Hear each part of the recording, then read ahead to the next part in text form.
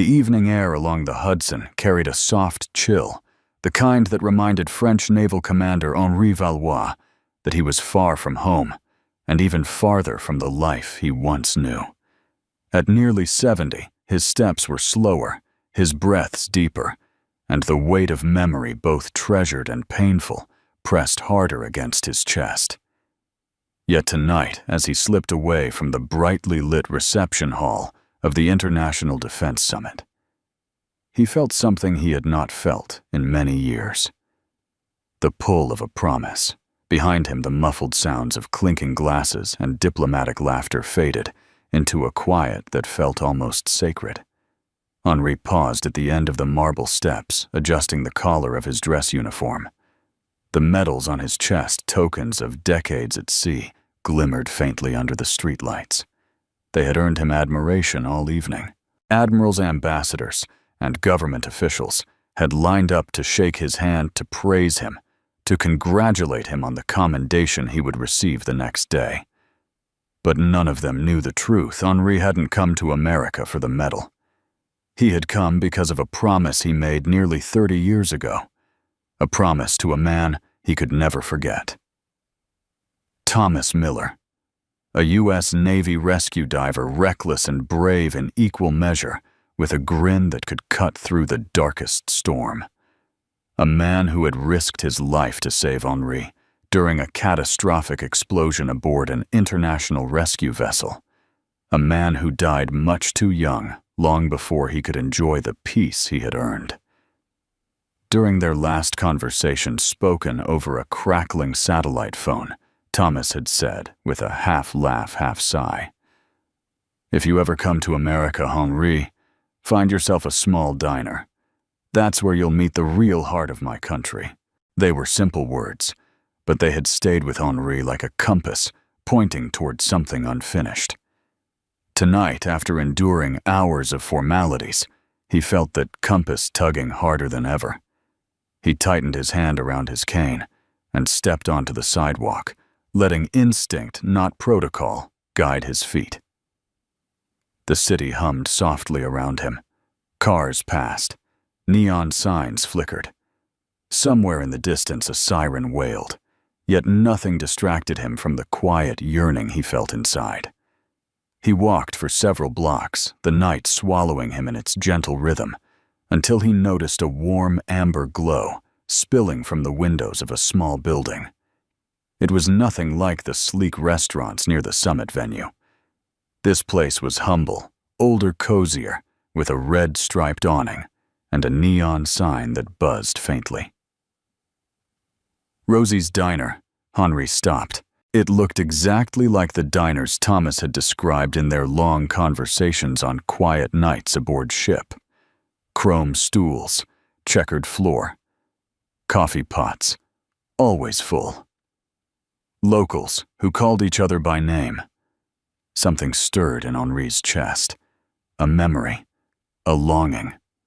A whisper of his friend's voice carried on the hush of the river breeze. Without thinking, he pushed open the door.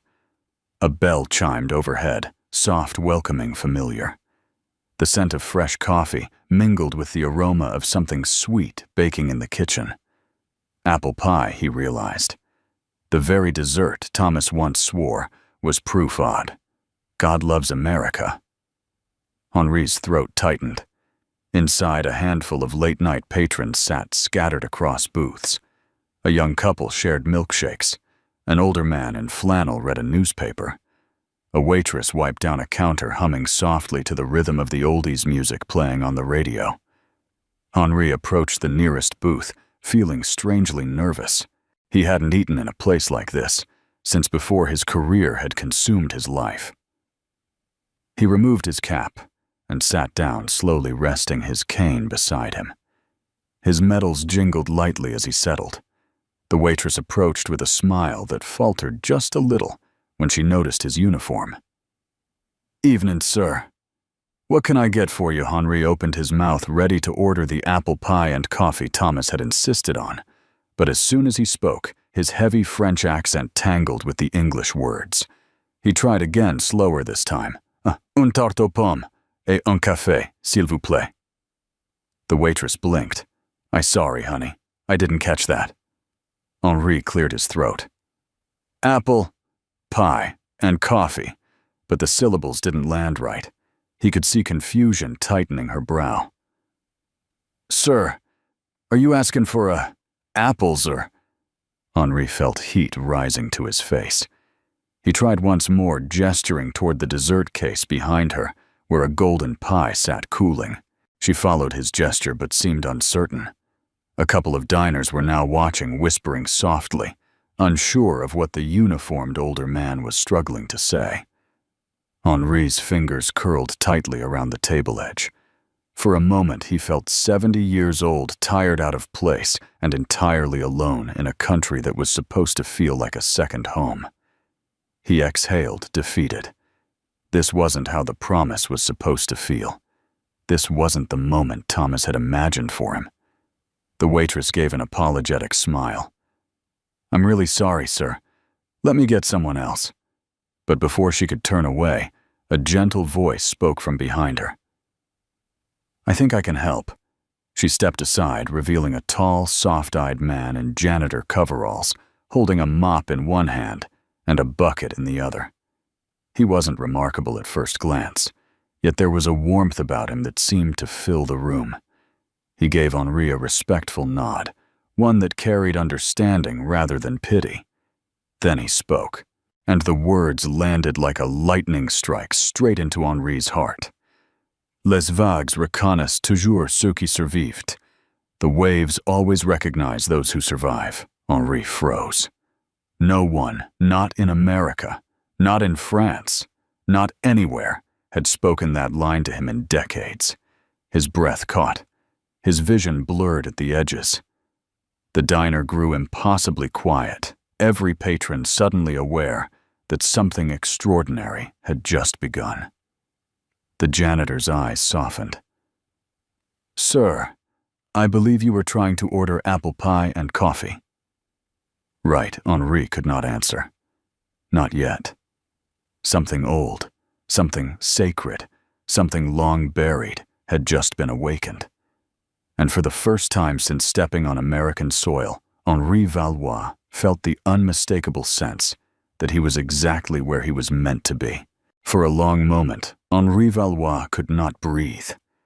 The diner with its clattering dishes and humming overhead lights blurred as though he were looking at it through seawater. The words the janitor had spoken, that line, belonged to a storm 3 decades behind him, to a night when life and death had hung in the balance, and a single voice had kept him tethered to hope. Les vagues reconnaissent toujours ceux qui survivent. The waves always recognize those who survive. How could this stranger know that sentence? How could he say it so gently, so correctly, so deeply? The janitor stepped forward cautiously, as if aware that he had touched something fragile inside the old commander. He was a man in his mid-30s, tall but modest in posture, with tired eyes that still held a kind of quiet resilience. His uniform, a navy blue set of coveralls with the name Vince stitched on the chest, suggested a life of hard work, not military service. Yet the respect in his voice, the reverence with which he spoke the old maritime phrase, made Henri feel as if he were standing before a fellow sailor. The waitress stepped back, relief softening her features. You know him? She asked Vince in a whisper. Vince shook his head. No, but I know what he's trying to say. He turned his attention fully to Henri. Sir, would you like apple pie and coffee? Henri swallowed hard, forcing his voice past the lump in his throat. Oui, yes, that is what I wish to order.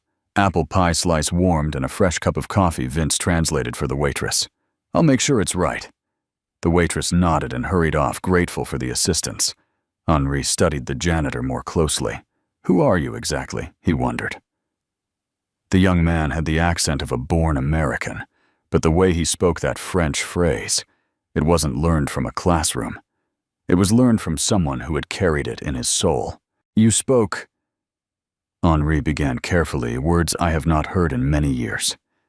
Vince's expression softened with something like sorrow. I know them by heart. My father taught me. Henri blinked. A spike of recognition flared within him. Your father, he asked quietly. What was his name? Before Vince could answer, the diner door swung open with a gust of cold air, and a familiar voice called out. Uncle Henri, I finally found you. A young woman hurried inside, elegant, composed, yet clearly anxious. Amélie Valois, his niece and closest living relative. She worked at the French embassy and often acted as his unofficial interpreter. Her auburn hair spilled from beneath her winter hat, and her coat still glittered with flecks of snow. She spotted Henri and exhaled with relief, then noticed Vince standing beside him and gave a polite but puzzled nod. Uncle, you should have let me walk with you, she said gently, placing a steadying hand on his shoulder. You disappeared from the reception. I was worried. Henri managed a thin smile. I needed air. And his gaze drifted toward Vince. I found something unexpected. Amélie followed his eyes, studying the janitor with curiosity. Vince offered a modest nod. Evening, ma'am. The waitress returned with a plate of warm pie and a steaming cup of coffee, placing them in front of Henri. The scent was exactly as Thomas had described all those years ago, cinnamon butter, and something like comfort. Henri inhaled deeply, allowing himself a moment of quiet gratitude. But the question gnawed at him. He looked at Vince. Your father. What was he called? Vince hesitated. His fingers tightened around the mop handle. For a moment he looked like a man standing at the edge of a memory he wasn't sure he wanted to revisit. Finally, in a steady voice, he said, Thomas. Thomas Miller. The diner seemed to inhale and fall silent. Even the radio faded into the background. Amélie turned toward Henri. Uncle, isn't that this? Henri whispered. His hands trembled. It is.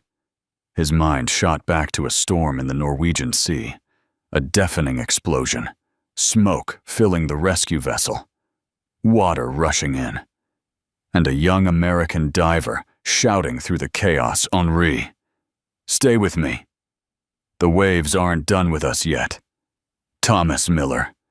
The man who had pulled him from the fire and carried him through the smoke. The closest thing to a brother the sea had ever given him. And the father of the janitor now standing before him. Henri pressed a hand to his chest. His breath hitched, and tears stung his eyes. Vince stepped forward, alarmed. Sir, are you all right? Henri nodded weakly. I am overwhelmed. Forgive me.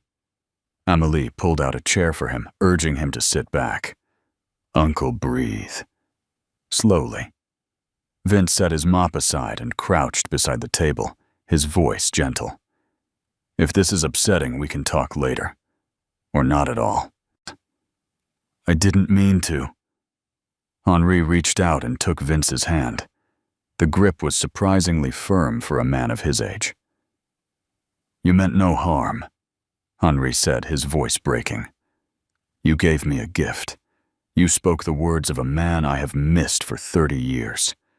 Vince's eyes softened. I miss him too. Every day. Emotion pooled between them, bridging 2 generations and 2 nations. Amélie watched quietly, her heart swelling as she witnessed the connection unfolding in front of her. She had grown up hearing Henri's stories about Thomas, the fearless American diver, with a laugh louder than the storm. To learn that his son stood here in a diner in New York. Fate felt suddenly very close, as if reaching out to complete something unfinished. Mr. Valois, Vince said softly, Did you know my father well? Henri nodded. Yes, and he saved my life. Vince blinked rapidly, trying to process the weight of those words. He never told me that. He was humble, Henri replied, perhaps too humble. The silence between them wasn't empty.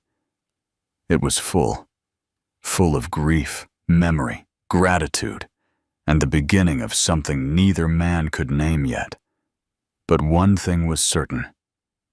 This meeting was no accident, and as Amelie looked at Vince, really looked at him, she felt an invisible thread tug gently at her heart, as if the universe had just begun weaving two families back together.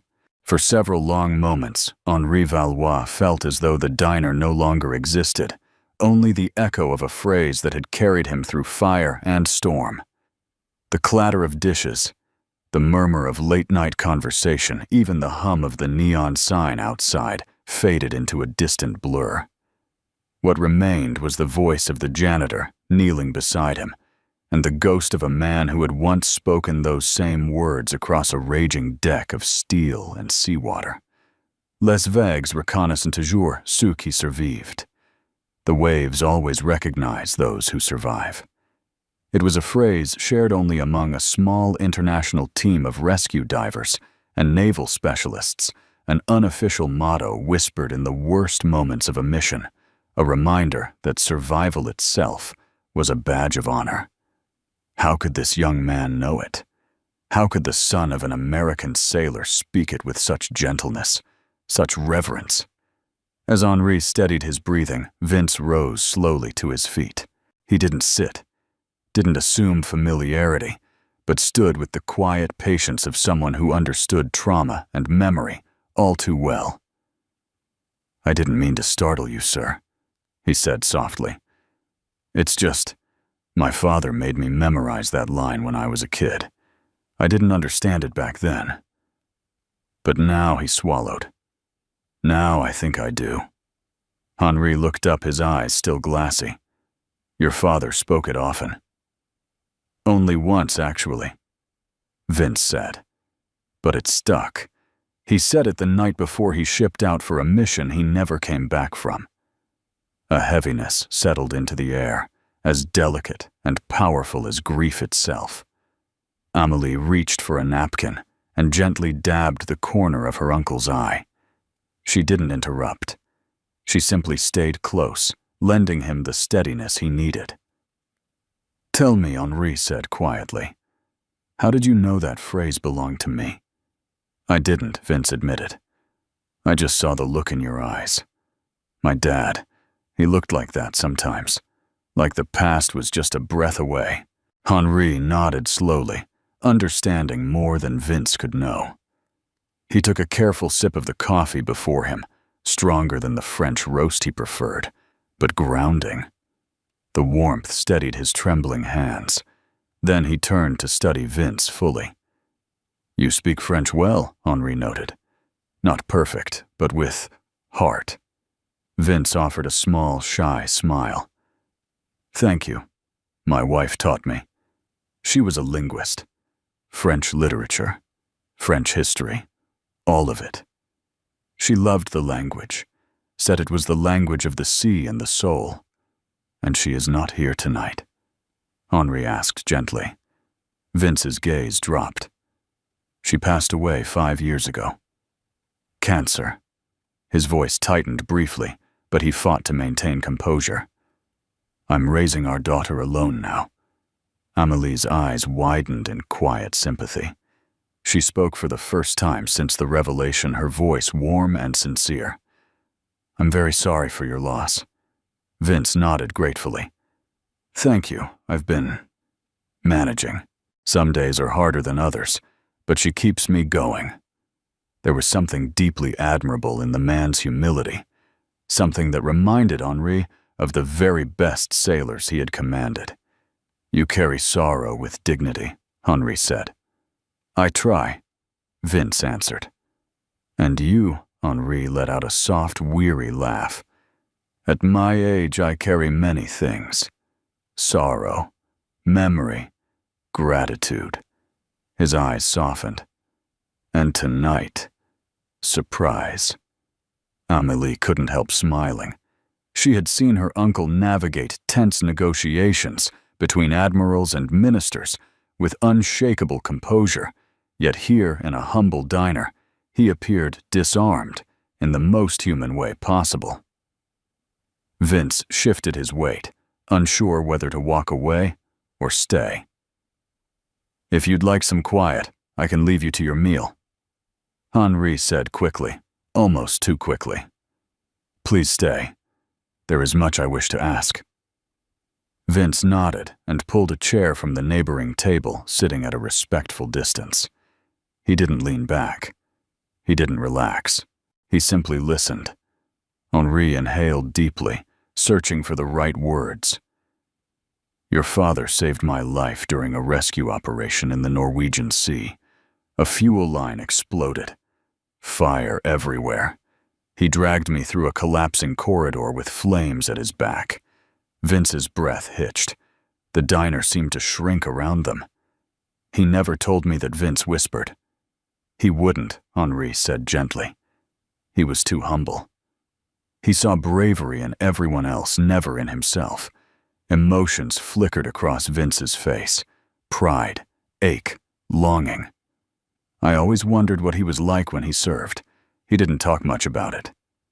Many good sailors do not." Henri replied, "It is not boasting we avoid. It is the memories themselves." For a moment, no one spoke. The three of them sat suspended between past and present, the air thick with unspoken gratitude and loss. Finally, Vince cleared his throat. "If you don't mind me asking, why did you come here tonight? Most people in uniforms like yours don't end up in a small diner after a formal ceremony." Henri smiled, not with amusement, but with something gentler, something aching. "Because of a promise. Your father told me that if I ever visited America, I must sit in a diner. He said that is where I would find the heart of his country." Vince blinked, stunned. He said that Henri nodded. Often, he spoke of America with warmth. Not the politics or the military. The people. Ordinary people. People like you. A deep breath shuddered through Vince as he absorbed the weight of the moment.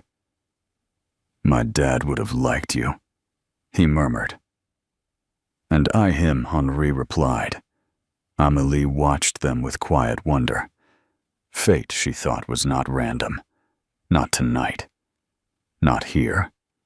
Then the waitress returned to refill Henri's coffee, unaware of the emotional tides shifting at the booth. "Anything else I can get for you folks?" Henri turned to her with a tender smile. "No, thank you. Your diner is very special."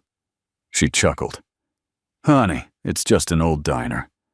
But Henri shook his head softly. "No place is ever just what it seems. Every place holds a story." He looked at Vince, at the son of the man who had once saved him. "And tonight," Henri continued, "I believe I have walked into mine." The jukebox in the corner played a soft, grainy tune from the 1960s. Something mellow nostalgic, the kind of song that felt like it had lived a whole life before settling quietly into the background of Rosie's diner. Outside, snow drifted lazily past the windows, blurring the streetlights into halos. Inside, at a modest booth under the dim glow of a hanging lamp, 3 lives sat suspended in a moment none of them had expected. Henri Valois rested one hand lightly on his coffee cup and the other over his heart, as if steadying something precious inside him. Across from him, Vince Miller sat straighter than before, shoulders squared, but eyes softer, as though every word Henri had spoken about Thomas, the father he lost too soon, had been stitched gently into his chest. Beside Henri, Amélie watched the 2 men with quiet reverence. She had always known her uncle to command rooms full of officers, to negotiate with admirals and statesmen, but she had never seen him like this, vulnerable, trembling, overflowing with a gratitude that had waited decades for a place to land. Henri spoke first. "Your father," he said slowly, each syllable carrying the weight of memory, was the kind of man sailors remember long after the sea forgets them. Vince swallowed hard. I wish I'd known more about him. He didn't talk much about the past. Henri nodded. Many brave men do not. The sea teaches silence, but Thomas, he was different. He had a laugh that could shake the bulkheads, and a heart big enough to carry the whole crew. A faint smile touched Vince's lips. I remember his laugh. Loud, warm, like he wasn't afraid of anything. He was afraid, Henri corrected gently. But that was what made him brave. Courage is not the absence of fear. It is doing what must be done, despite it. Amélie felt a soft ache building in her chest. She watched Vince absorb each word, like a man collecting the scattered pieces of a parent he had lost, before truly understanding him. "Do you remember the day he saved you?" she asked quietly. Henri drew a long breath, and for the first time his gaze drifted far away back across the Atlantic, across the decades, to a steel vessel engulfed in smoke and chaos. "Yes," he whispered. "I remember every moment." He set his coffee aside, his hand trembling just slightly, and began. "We were in the Norwegian Sea during winter. Bitter cold, the kind of cold that makes every breath feel like glass in the lungs. We were responding to a distress call from a damaged research ship. 5 nations sent rescue teams. Your father and I were part of the international unit." Vince leaned in, hanging on to every word. "There was an explosion in the engine room," Henri continued. "Debris everywhere. I was knocked unconscious only for a minute, but long enough for the fire to spread. When I came to, I could barely move. Smoke everywhere. Flames licking up the walls." He paused, grounding himself, and then he said softly, "I heard your father shouting my name. Henri, stay with me." He dragged me across the deck, through smoke, through fire, all while the ship groaned like it was being torn apart. Amélie felt her breath catch. Even she, who knew the outline of the story, had never heard this level of detail. Henri's voice thickened. "I thought we would both die in that corridor. But Thomas, he kept going. And when I begged him to leave me behind, he said..." His voice cracked. He said, "The waves aren't done with us yet." A tear slipped down Vince's cheek before he could stop it. He wiped it away quickly, but not quickly enough to escape notice. Henri reached across the table and placed a hand on his. "You carry his strength," Henri said gently. "I see it in you." Vince shook his head, overwhelmed. "I don't know about that." "I do." Henri insisted. "Your father was a great man. And tonight, in this diner, I feel his spirit in you. It is as though the sea delivered me to the last gift he had left behind." The words hung in the air like a blessing. The waitress approached cautiously, sensing the intimacy of the moment. She topped off their coffee silently and retreated with a sympathetic smile. Vince drew a long breath, steadying himself. "I always felt I was missing pieces of him. He died when I was young. And Mom, she tried her best to tell me stories, but it wasn't the same. I always wondered if he died proud. If he died, doing something that mattered." Henri nodded with certainty. He died saving lives. He died doing what he believed in. There is no greater honor. Vince blinked rapidly to clear his vision. "Thank you," he whispered. "I don't know what today is, or why you walked in here, but thank you." Amélie watched the 2 men with a warmth blooming deep in her chest. There was something breathtaking about the way grief, memory, and gratitude were weaving themselves together before her eyes. But Henri was not done. "There is more," he said quietly. "Your father once made me promise something." Vince straightened, every muscle in his body tightening. "He did." "Yes," he said. "If I ever came to America, I must visit a diner." He said, "That is where I would find the heart of your country." A shaky laugh escaped Vince, equal parts disbelief and wonder. He really said that. He did, Henri replied. And so tonight, after too much formality and too little truth, I followed the light of this diner. I believe your father guided me here. Vince leaned back slowly, staring at the tabletop, as if trying to comprehend the impossible alignment of events. My dad always talked about America being built by ordinary people, Vince said softly. People who show up, people who help each other, people who work hard without expecting anything back. Henri nodded. Then he described you. Vince looked up sharply, eyes widening. Henri smiled. You helped me when no one else could. You listened. You cared. That is the heart of a country your father loved.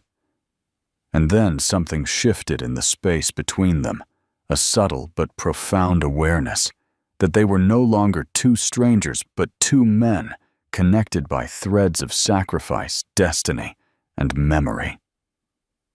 A silence settled, rich and reverent. Finally, Amélie spoke, her voice soft as snowfall. Uncle, perhaps tonight wasn't an accident. Henri squeezed her hand gently. No, my dear.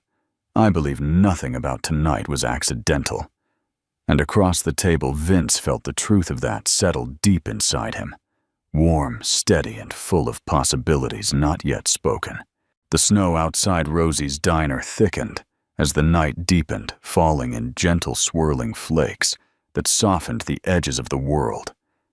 Inside time seemed to slow, as though the universe had placed a protective hand over the small booth, where 3 lives were quietly being braided together. Henri Valois sat straighter now, the shock of recognition giving way to something quieter, an emerging peace tentative, but real. His hands no longer trembled. Instead, they rested calmly on the tabletop, one near his coffee cup, the other close to the edge of the napkin Vince had offered him earlier. Across from him, Vince Miller watched the older man with an attentiveness that bordered on reverence. For years he had carried fragments of his father's legacy. Small memories, faded. Stories, the stubborn ache of loss. But tonight, those fragments were forming a picture, a clearer one, a fuller one. And sitting across from him was the only living man who could finish it. Beside Henri, Amélie sat quietly, but alert, her eyes reflecting the same warm glow as the diner lights above. She was studying both men, sensing the profound shift happening between them. And though she didn't yet know the shape of the future, she could feel the horizon widening. It was Vince who finally broke the silence. Would you tell me more about him? His voice faltered, as though afraid he was asking for too much. Henri's expression softened immediately. Of course, my boy. It would be my honor. Vince swallowed hard. He didn't correct the word boy, though he was a grown man. Somehow, it didn't feel patronizing. It felt familial.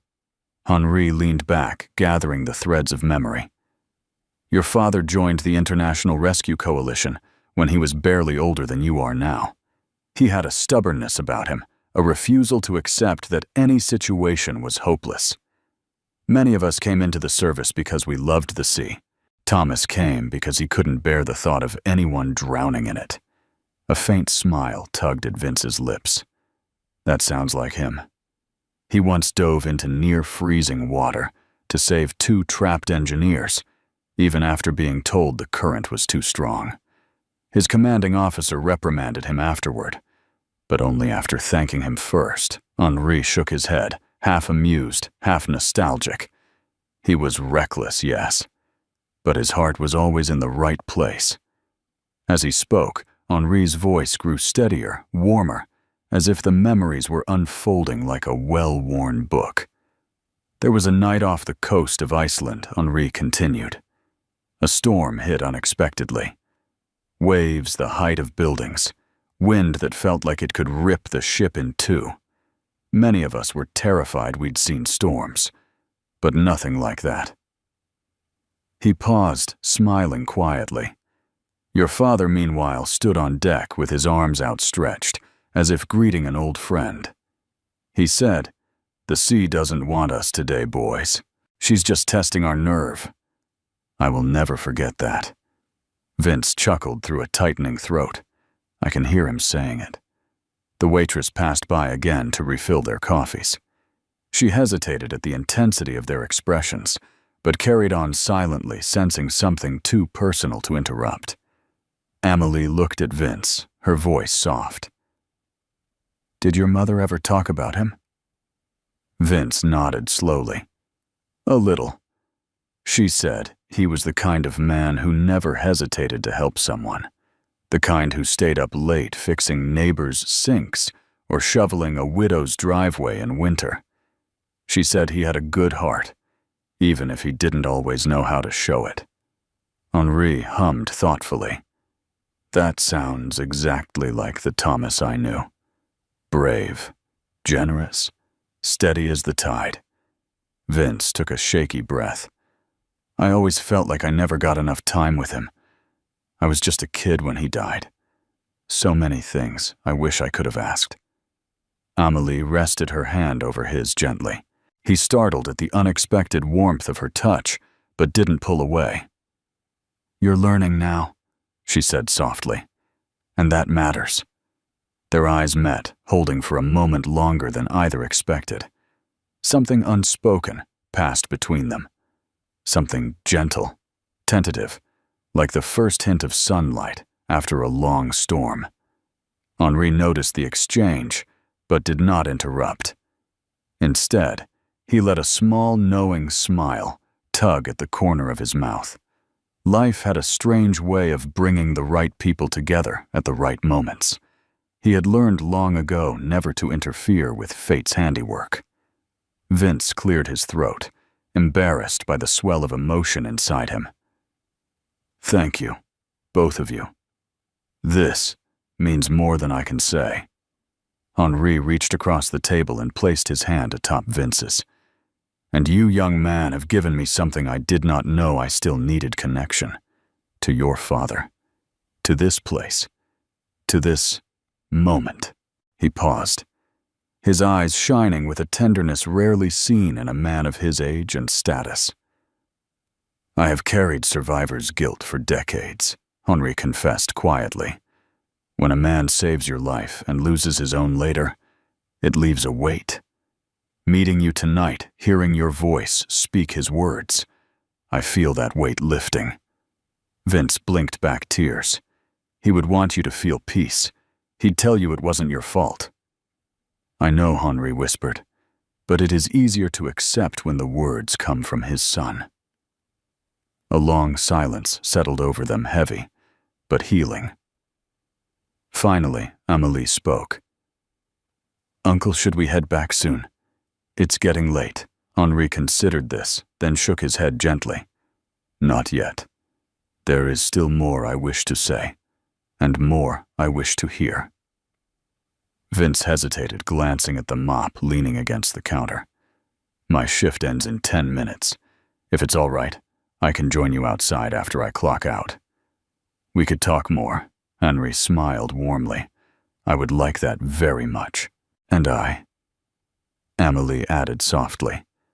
Vince's cheeks warmed slightly at the unexpected inclusion. "All right then. Give me 10 minutes." He stood and returned to his duties, but his movements held a new energy, lighter, fuller, as though the world around him had shifted into clearer focus. Henri watched him go, exhaling slowly. Uncle Amelie whispered, "Do you think this meeting was meant to be?" Henri rested a hand over hers. "My dear, nothing about tonight felt accidental." "Your father," he said. Looking toward the door Vince had disappeared through was a bridge between nations, and now it seems his son is a bridge between hearts. Amelie felt a subtle warmth bloom in her chest, though she wasn't ready to name it yet. But Henri, he already knew. Some promises he thought were never meant to die with the men who made them. The snow had thickened into a soft white curtain, by the time Vince finished his shift. Through the diner window, Henri and Amélie watched him hang his apron on a hook, exchange a few warm words with the waitress, and finally step outside into the quiet night. He approached their booth, offering a gentle nod, and gestured toward the exit. "Shall we talk somewhere less crowded?" he asked. Henri rose slowly, stiff from age, but steady in spirit. "Yes," he said. "There is much to speak of." Outside, the world had become serene. The snow muffled the sounds of passing cars and footsteps, leaving only the faint hum of streetlights and the distant echo of the river. Vince zipped up his jacket and tucked his hands into his pockets. "Is the cold all right for you?" he asked Henri gently. "Cold is an old friend," Henri replied. "I have weathered worse seas than this." A quiet laugh passed between them before the three began walking toward a nearby bench beneath a street lamp. The halo of warm light and falling snow made the small spot feel almost sacred. For a moment, none of them spoke. They simply breathed in the stillness, allowing the emotions from earlier to settle. Then Henri turned to Vince. "Tell me about your life," he said. "About who you became after your father passed." Vince exhaled slowly, a visible cloud in the winter air. "It wasn't easy," he admitted. "I was 12 when he died. My mom worked 2 jobs. I tried to help, but I was just a kid. We made do." He gave a small, weary smile. "Life has a way of making you older than your years." Amélie listened closely. Her breath caught somewhere between empathy and admiration. "When I finished high school," Vince continued, "I didn't have money for college. I enlisted in a local service program, then bounced between jobs before settling into maintenance and custodial work. It's honest work. It keeps me grounded." His voice softened. "And it lets me be home for my daughter." Henri's brows lifted gently. "Your daughter? How old is she?" 7. Vince replied. "Her name is Lily. She's everything."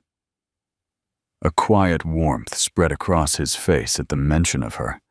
It softened him, revealing a tenderness that tugged at something deep within Amélie. Henri smiled. "Children bring light to dark places." "Yeah," Vince said softly. "She saved me. After my wife." He stopped, jaw tightening as grief flickered through his features. "After she passed," he finished. "I didn't know how to move forward. I felt like I was drowning. Lily was just a toddler then. I'd hold her at night and wonder how I was supposed to raise her alone." He shook his head. "For a long time, I really didn't believe I could." Amélie stepped closer, her voice as gentle as falling snow. "But you did." Vince offered a humble shrug. "I tried. Some days are better than others. But Lily deserves more than someone who just tries. She deserves someone who's sure. Someone steady." He met Henri's eyes. "That wasn't me for a long time." Henri studied him quietly, his gaze full of something like recognition. "Grief does not make us unsteady," he said softly. "It shows us what matters enough to steady ourselves again." Vince blinked, absorbing the words. "When I lost comrades at sea," Henri continued, "I often felt guilty for surviving. But a wise sailor told me that living is not a burden, it is a responsibility. To honor those who no longer can." Vince exhaled sharply. "It feels like you understand everything I've been carrying, because I have carried it too," Henri replied. The truth of that deepened the silence between them until it felt like an embrace. After a quiet moment, Amélie spoke, her voice trembling with empathy. "How did you find your way through the grief after your wife passed?" Vince hesitated. Then, with a breath, he peeled back another layer of himself. "She loved music," he said. "Singing, dancing, all of it. She filled our home with it. After she died, I couldn't listen to a single song. The silence was safer. He swallowed. But Lily, she has her mom's voice. One night she hummed a tune in her sleep. It was the first time I'd heard that melody since the funeral. His eyes glistened. That's when I knew, he whispered. I had to keep going. For her. For both of them. Henri reached out and placed a steady hand on Vince's shoulder. You are stronger than you think. Vince brushed at his eyes. I'm trying to be. He gestured toward Henri. What about you? You seem to carry your own shadows. Henri inhaled, letting his breath frost in the air. When your father saved me, I vowed to be worthy of that gift. But survivor's guilt, it lingers. Over the years I questioned why I lived, and others did not. I tried to bury the memories, to drown them in work, in duty and time. His expression turned solemn. But the sea never allows us to forget. It carries our past beneath its waves. He looked at Vince with startling tenderness.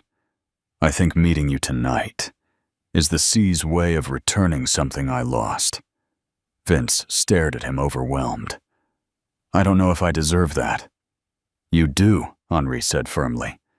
You honor your father simply by the man you have become. The words struck Vince with the force of truth. He closed his eyes, letting them settle into the emptiest parts of him. Parts he had long believed were beyond repair. When he opened them again, he found Amélie watching him. Her expression held something new, a softness, a quiet admiration, and something unspoken that warmed the space between them.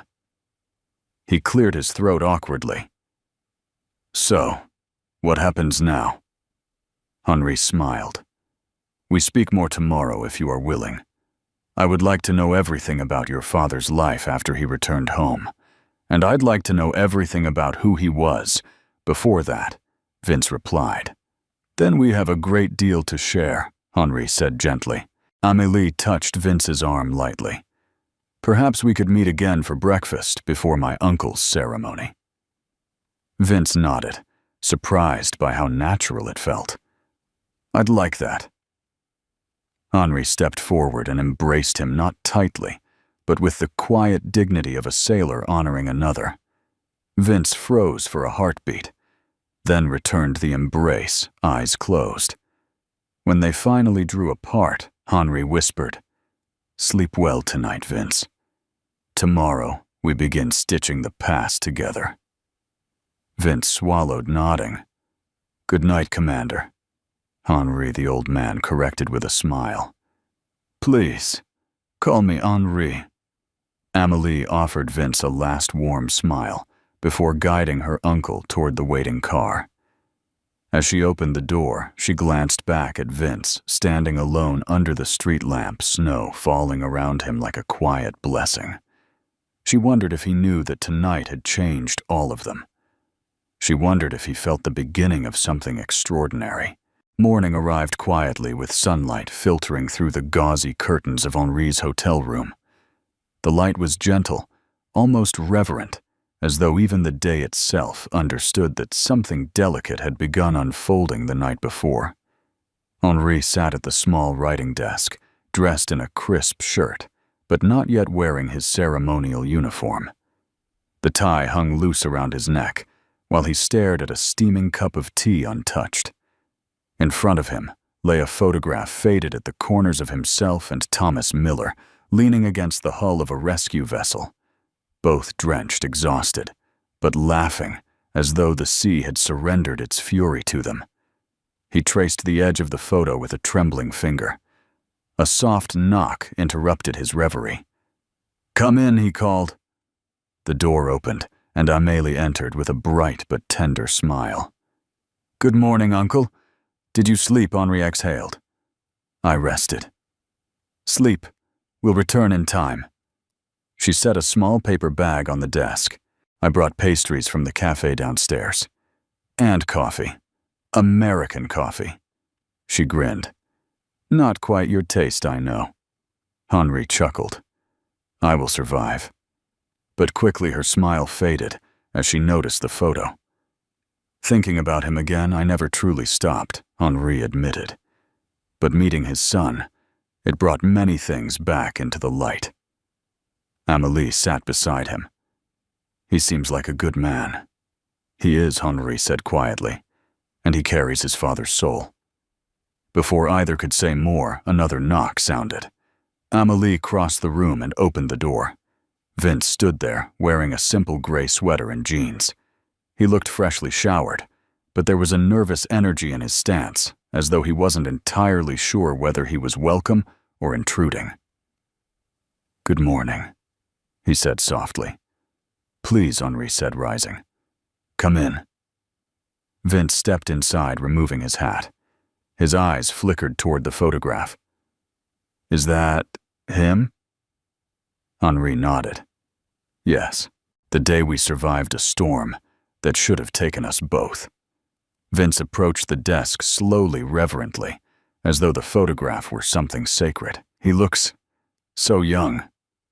"We both were," Henri sighed. For a moment, all three of them stood in quiet contemplation. The air felt weighted yet full of something hopeful, like the moment just before a sunrise. Finally, Amélie broke the silence. "Uncle, last night you mentioned a letter, one that my father—" She corrected herself, "that Thomas wrote to you." Henri nodded. "Yes, during his final year of service, but it never reached me. It was lost somewhere along the way." Vince's brow furrowed. "Do you know where it might be? I fear it may be lost forever." Henri said gently. But Vince straightened, something determined flashing in his eyes. "Then let's find it." Henri blinked in surprise. "My boy letters lost decades ago rarely resurface." "Maybe so," Vince said. "But last night you found me.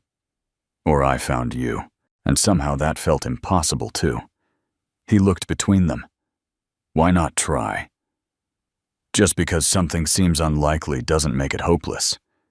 His conviction stirred something in both of them. Amélie nodded. "I agree. The letter exists or existed. That means there's a trail somewhere.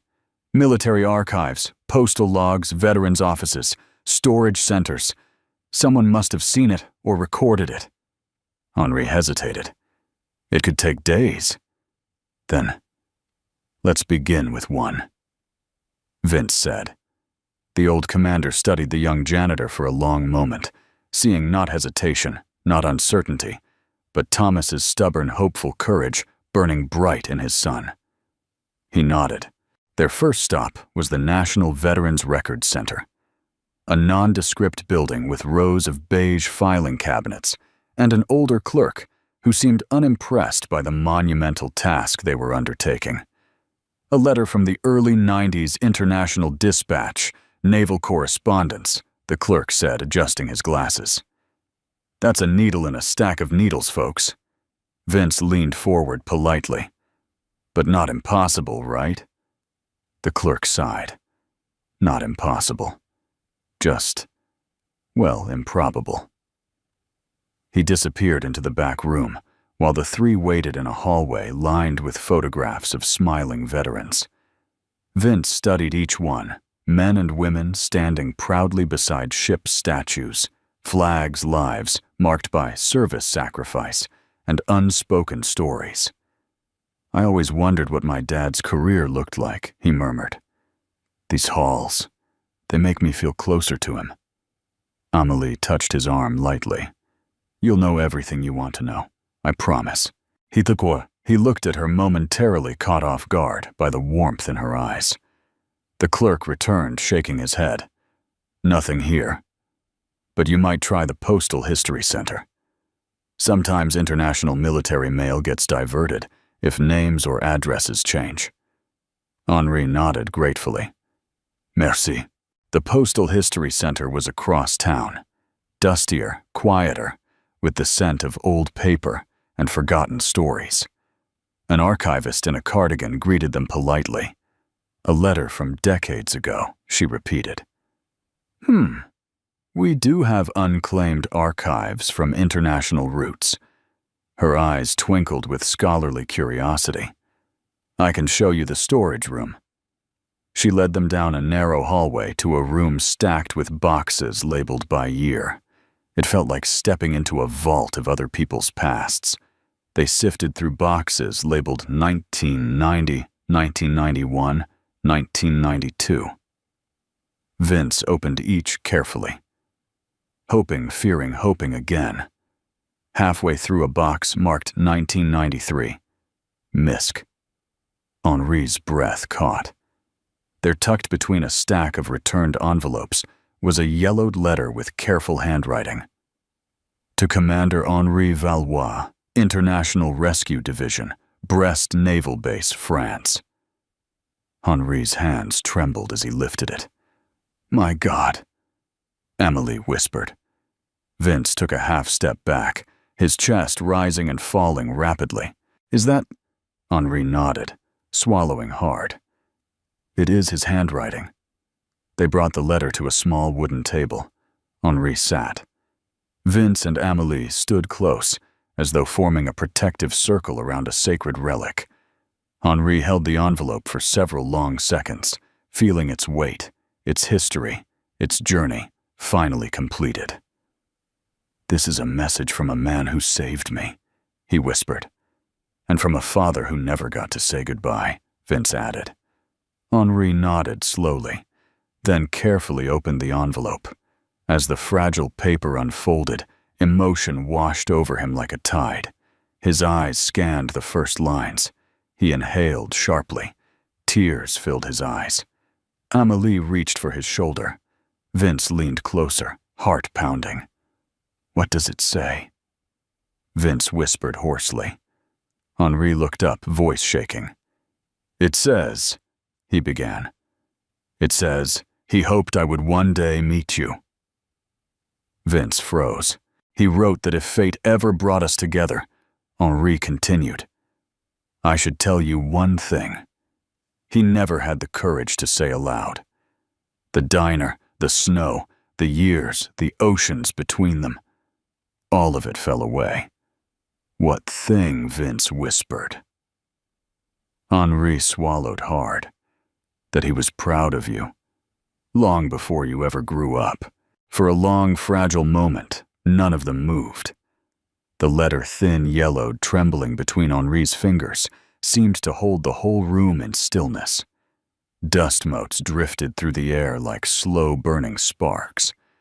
Somewhere down the hallway, a phone rang.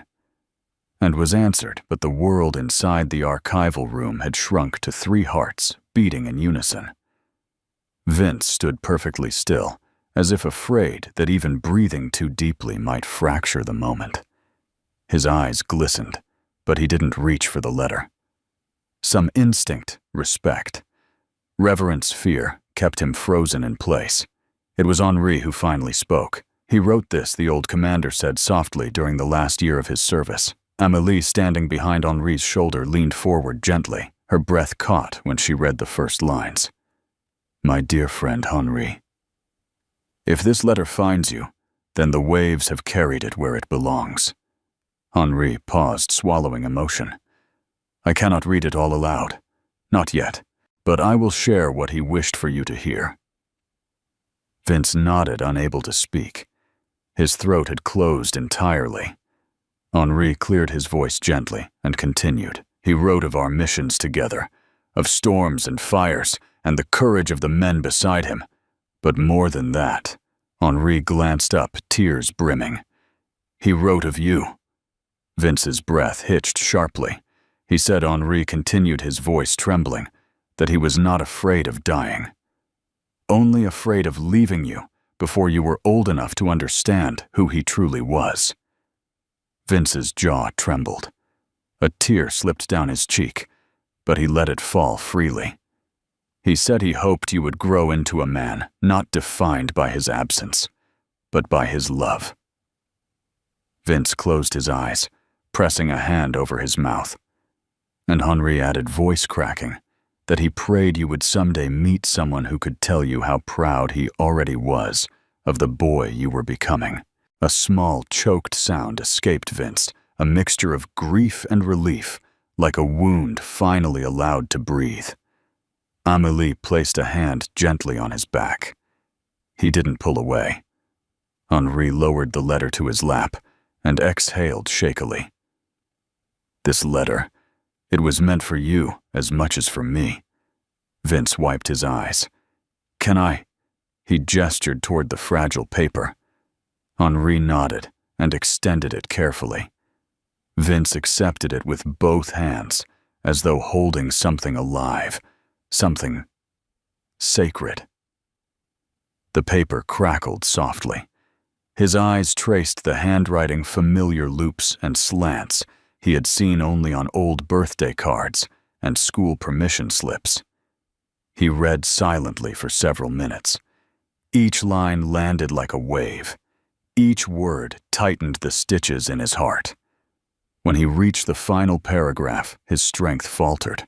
His knees gave way slightly, and he sank onto the chair beside Henri. His voice broke as he read aloud. And if the sea takes me before I return home, then let it carry my words to the people I love. Tell my son Vince that no matter how short a father's life may be, a father's pride can outlive any storm. He lowered the letter, unable to continue. Amélie's hand found his warm and steady. Vince didn't let go.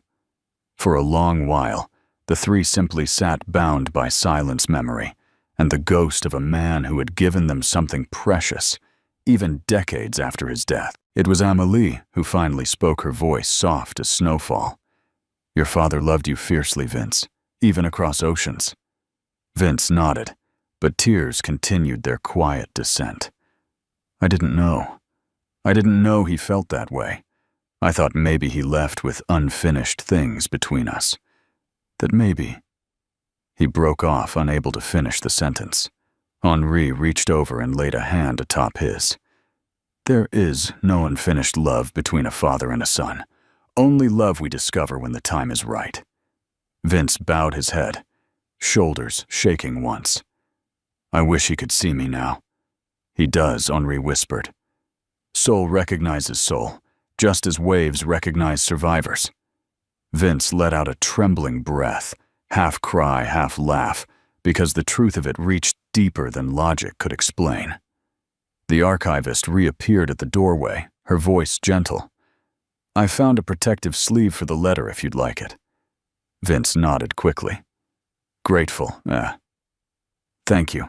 She handed him the sleeve and stepped back with an understanding smile.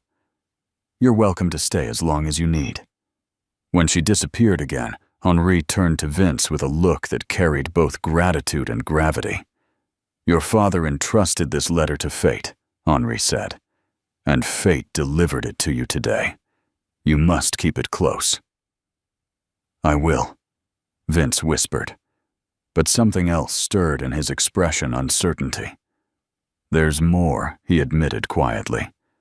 More I wish I could ask him. Things I'll never get answers to. Henri considered him for a moment. Then he shook his head gently. You may not have his voice, he said, but you have his legacy. And you have us. Amélie nodded. You're not alone anymore. For a moment, Vince couldn't respond. The words, you're not alone, landed somewhere deep, somewhere long neglected. Thank you, he managed. Both of you. They left the archival center together, stepping into the crisp afternoon air. The snow had eased, leaving behind a crystalline brightness that made the world look new, softened, hopeful. As they walked toward the street, Amélie lightly brushed her arm against Vince's. It wasn't an accident, not entirely. He turned to her, surprised by the warmth in her eyes. You're stronger than you think, she said, and braver than you believe. He held her gaze a moment longer than he intended. I'm not sure that's true. It is, she insisted quietly. Henri watched the exchange with a small, knowing smile. Love, its first glimmer, was like a spark in winter. Rare, tender, worth guarding. When they reached the hotel entrance, Henri placed a hand over Vince's shoulder. My ceremony is tomorrow, he said. I would be honored if you and your daughter would attend. Vince blinked. Us. But we're hardly. You are family, Henri said simply, whether by blood or by the bonds the sea forges. Emotion thickened Vince's voice. We'd be honored. Henri nodded, satisfied. Then it is settled. Amélie smiled. We'll pick you up in the morning. As they parted ways, the letter protected now in its sleeve rested against Vince's chest. It felt like a heartbeat that was not entirely his own. A voice from the sea, a father speaking across time, and a truth Vince had never dared believe. He was loved. He was worthy. He was enough. Morning light shimmered across the East River as the city slowly stirred awake.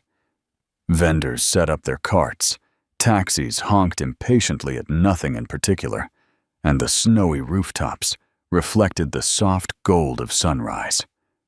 Inside a modest apartment on the 4th floor of a brick building in Queens, Vince Miller stood at the kitchen counter, buttering toast, while his 7-year-old daughter Lily sat at the small table, swinging her legs.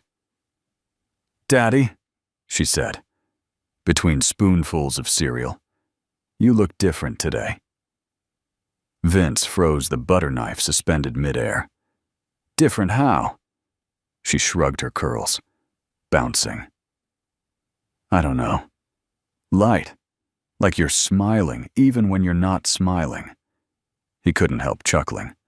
Children had a way of seeing truths adults hadn't yet processed.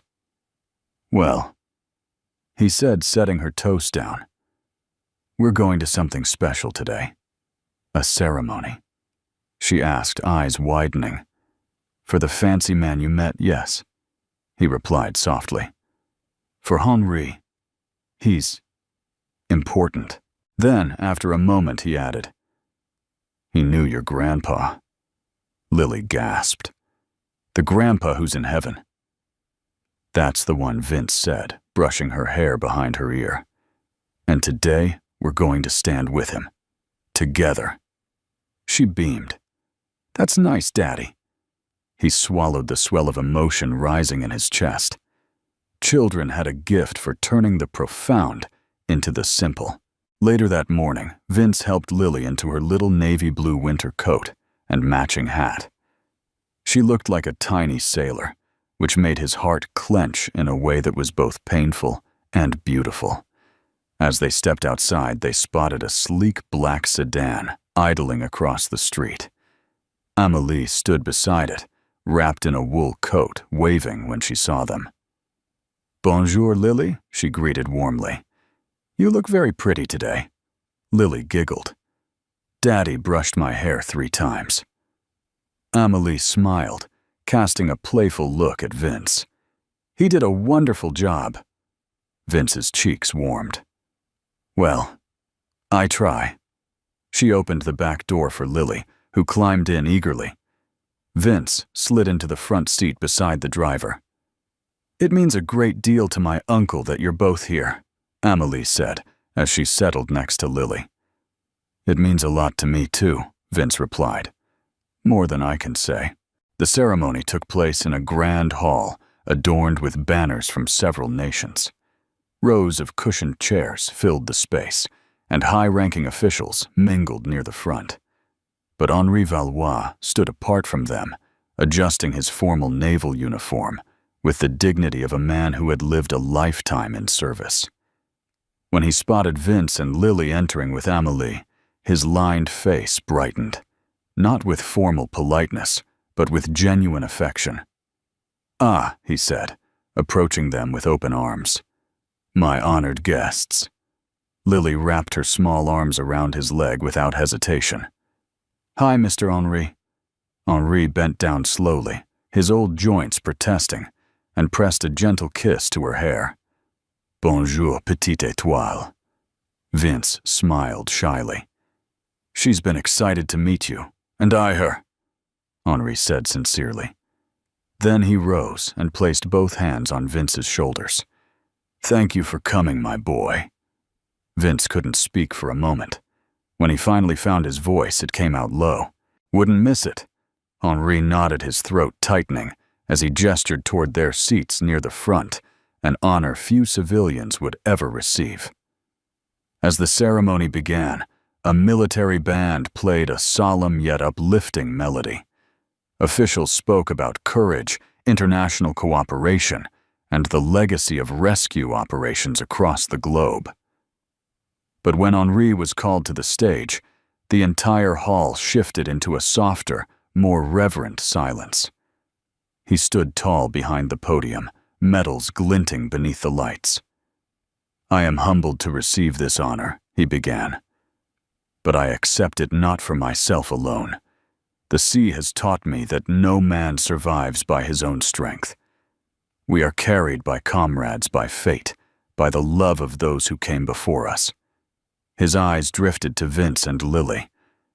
"I wish to speak of someone who is not here today yet, whose spirit guides this moment. A man named Thomas Miller. He saved my life many years ago, and though he passed before I could repay that debt, life has a mysterious way of completing what we leave unfinished." A murmur spread through the audience. Henri extended a hand toward Vince. "Vince, would you join me?" The room shifted, all eyes turning toward the young janitor, whose clothes were simple but clean, whose posture was humble but dignified. Vince hesitated, feeling hundreds of eyes upon him. But Lily gave his hand a squeeze. "You can do it, Daddy," she whispered. So he rose. Walking toward Henri felt like walking through the pages of a story he never imagined he belonged to. But Henri welcomed him with a gentle hand on his back. "My friend," Henri said to the assembly, "this young man is the son of a hero, a man who exemplified courage, sacrifice, and brotherhood." Vince's eyes burned. He kept them fixed on the stage lights to steady himself. "And today," Henri continued, "I wish to honor both father and son." Gasps rippled through the hall as Henri unpinned the medal from his own chest.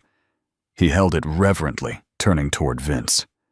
"This medal," he said softly enough that only those closest could hear, "has belonged to your father from the moment he saved me. I have merely kept it in his stead." He fastened it onto Vince's lapel. Lily cheered. Amélie covered her heart, blinking away tears. And Vince, overwhelmed, trembling, could only whisper, "I don't deserve this." Henri cupped his cheek, voice breaking. "You deserve more than you know. Your father lives in you. His courage, his honor, his heart. Today I return to you what has always been yours." Applause erupted, thunderous, heartfelt, unrestrained. Officials rose to their feet. Veterans saluted. Strangers wiped tears. The entire hall vibrated with the force of shared emotion. For the first time in years, Vince felt something inside him settle, something long fractured, realigning into place. He wasn't just a janitor. He wasn't just a man surviving grief.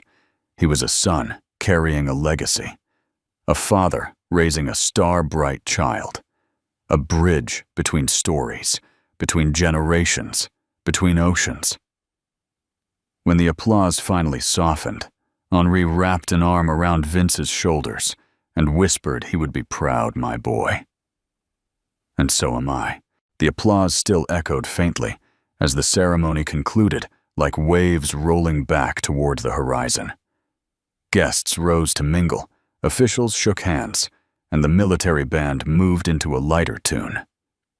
But amid the bustle of dignitaries and decorated officers, the small cluster near Henri, Vince, Lily, and Amélie remained wrapped in a quiet, profound stillness.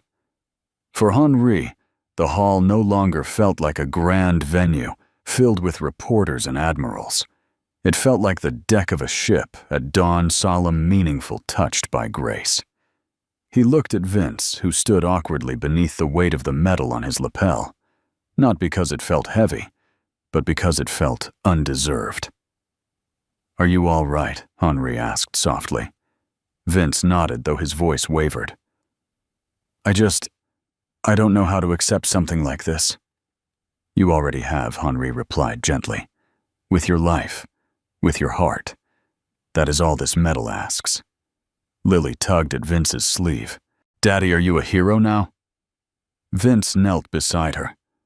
"Sweetheart, I think the hero is Grandpa. And Mr. Henri. I'm just lucky to be part of their story." Henri placed a hand over Vince's shoulder.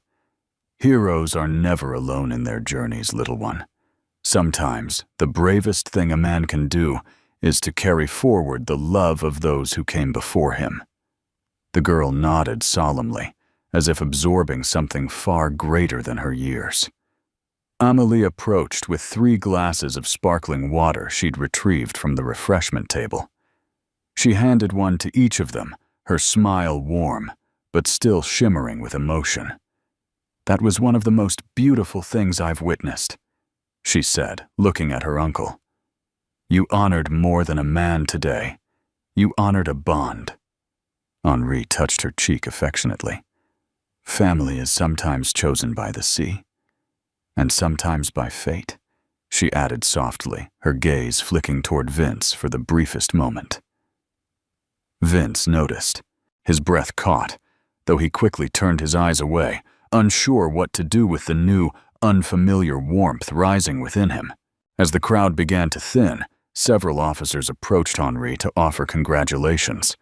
Others shook Vince's hand, some with admiration, others with curiosity. Few had ever seen a civilian honored with an international naval commendation. Eventually, an admiral from the American Navy stepped forward, a tall man with a weathered face and eyes that had seen their fair share of horizons. "Commander Valois," he said, offering a firm handshake that was a moving tribute. "Your friend must have been a remarkable man." "He was," Henri replied. "And his son is as well." The admiral nodded and then turned to Vince. "Your father served with distinction." "Son, I served with him once. Rough seas, hard mission, but Thomas." He had the kind of spirit that made the men around him braver. Vince's lips parted in astonishment. "You served with him?" "Do you remember, was he happy?" The admiral softened. "Happiest man aboard. Talked about you constantly. Said he couldn't wait to teach you how to fish and how to respect the ocean without letting it scare you." That was his line. Vince's breath stumbled. He talked about that. "All the time," the admiral said. "He loved you fiercely." A broken sound caught in Vince's throat. Henri stepped closer, placing a steady hand on his back. Amélie touched his arm reassuringly. "Thank you, sir," Vince managed. "That means everything." The admiral nodded and moved on, but the glow of his words remained like sunlight on water. After the ceremony, the 4 of them stepped out into the crisp afternoon air. Snowflakes still drifted lazily, though now the sky had cleared to a soft blue, bright but gentle. Henri took a deep breath, savoring the coolness. "Shall we take a walk? I find my legs could use the exercise after all this ceremony." They strolled through the park adjacent to the hall. Bare trees stood like quiet sentinels, their branches dusted with snow. Children threw snowballs nearby, their laughter floating on the breeze. Lily ran ahead, her boots leaving tiny prints in the fresh powder. Vince watched her with a softness in his eyes that hadn't been there the night before. "She's wonderful," Amélie said, walking beside him. "She's my anchor," Vince replied. "She keeps me steady, and who keeps you steady when she's asleep?" Amélie asked, her voice gentle but probing. Vince hesitated. "No one, I suppose. I just keep moving. That's how I've gotten through everything." Amélie slowed her steps slightly. "But you don't have to move alone forever." He met her gaze. Her eyes held sincerity clear, bright without expectation. A quiet invitation rather than a demand. Before he could respond, Lily called out, Mr. Henry, come see the snow angel I made." Henry chuckled and walked carefully over to the little girl, bending down with surprising ease for a man his age. "It looks magnificent," he said warmly. "A perfect angel, just like my mom," Lily whispered. Henri's expression softened, and he placed a tender hand atop her head. "Yes," he said, "just like her." Vince watched the interaction and felt something shift inside him. Henri wasn't just honoring his father. He was gently weaving himself into the parts of Vince's life that had long been hollowed by loss. He wasn't replacing anything. He was filling the empty spaces with kindness. As dusk began to cast lavender tones across the sky, they settled onto a wooden bench. The lake before them reflected the fading light, rippling gently with the breeze. Henri looked at Vince, his expression resolute. "My boy," he began today, "was not about medals. Not truly. It was about restoring something that time stole from both of us." Vince listened heart open. "You lost a father too soon," Henri said, "and I lost the chance to thank a man who saved me. But today, through you, we have begun to heal those losses." Vince nodded, swallowing emotion. Henri continued, "The medal is only a symbol. The real legacy is you. The way you raise your daughter. The way you live with humility and quiet strength. Your father would stand taller than any mast watching you today." A tear slipped down Vince's cheek. He let it fall. "And you," Henri added, "have given me something I never knew I still needed: peace." They sat together, the silence a warm, steady presence. Amélie slipped her hand into Vince's. Lily leaned against Henri's side, humming softly. The four of them, bound by past storms and new beginnings, watched the lake shimmer under the evening sky. In that moment, none of them felt alone. And in the soft glow of dusk, Henri thought, sometimes the sea returns more than it takes. Evening settled gently over New York, casting a soft lavender glow along the snow-dusted rooftops and quiet streets. The city, so often frenetic, loud, and unyielding, seemed to exhale, as though honoring the delicate web of moments that had unfolded over the past 24 hours. Inside Rosie's diner, where it had all begun, a warm amber light glowed through the windows. The bell over the door chimed softly as Henri, Vince, Lily, and Amélie stepped inside.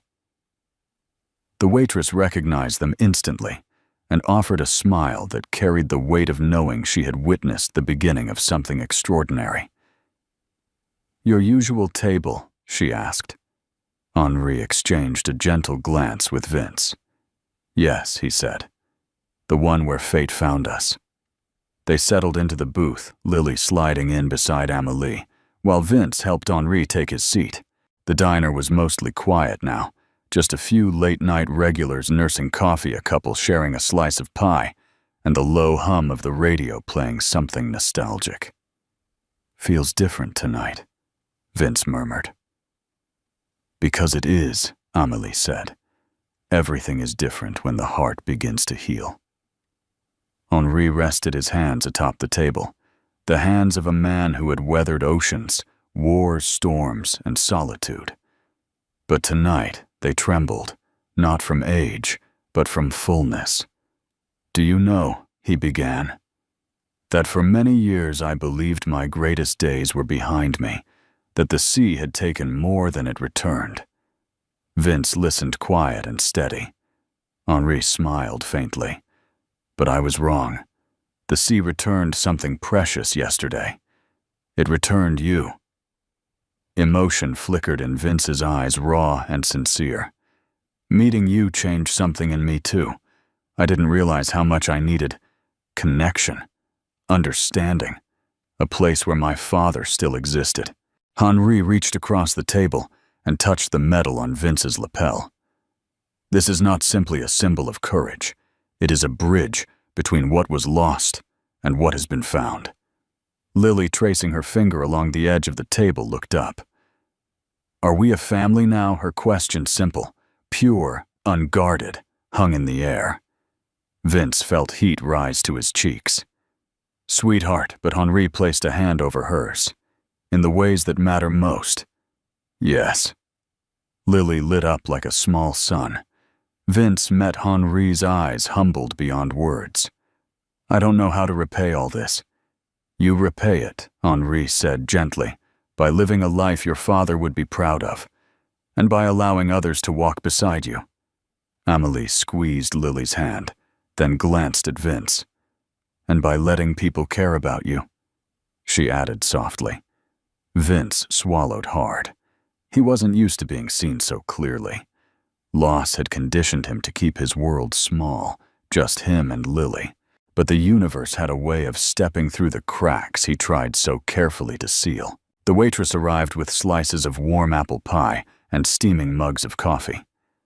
Henri inhaled the comforting aroma, closing his eyes briefly as a memory washed over him.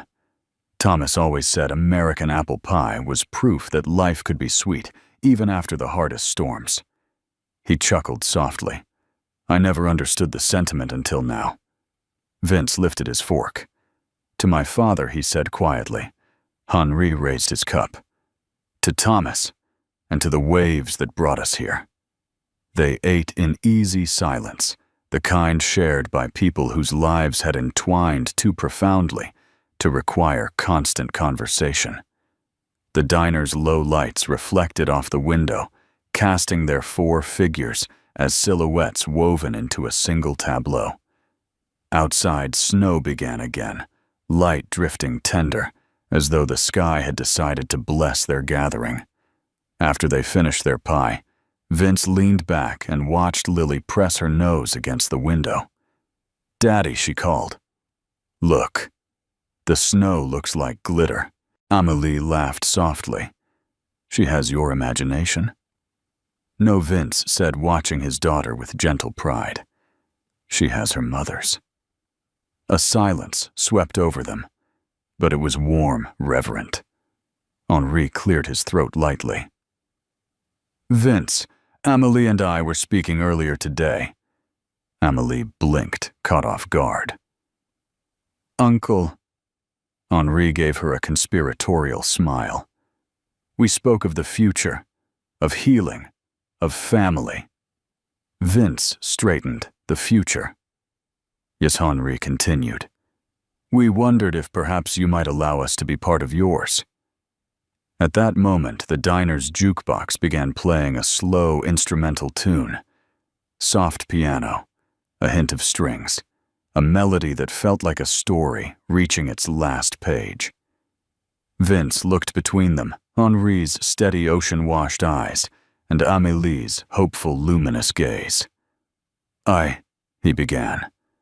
Words failed him, but actions did not.